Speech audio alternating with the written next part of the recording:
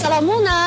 ستړي مشئ زه غوټۍ یم اوس زه د بېجینګ د شوګنګ اولمپیک پارک ته راغلی یم زما تر شا یو لوی سټېج لیدل کېږي په هماغه ځای کې به د بېجینګ د اولمپیک ژمنيو لوبو په موده کې د ازادې توپ وهنې د سکي وهلو او د سنوبورډينګ توپ وهنې د سکي وهلو اتلانو ته 4 طلایي مډالونه ورکړل شي نو اوس راځئ چې له ما سره یو ځای د دغو لوبو د چمتووالي حالات وګورئ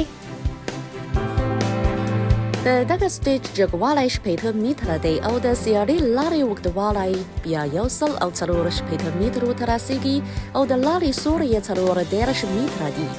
د دغې لوبې لوبغاړي به د سیارې په ترڅ کې له جګ ځایه سکي پیل کړي او د سکي وهلو په ترڅ کې په چټک سرعت پورته هوا ته ټوپ وهي او په هوا کې به ډول ډول حرکتونه ترسره کړي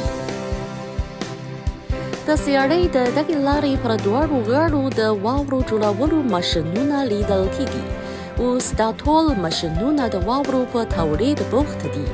څرنګه چې د مصنوعي واورو تولیدي بهیر سول چاپیریال ته اړتیا لري نو ځکه دغه چارې یوازې په شپه کې ترسره کېږي ځکه په شپه کې هوا سړه وي او د واورو د کیفیت ساتلو کې هم ښه لور لري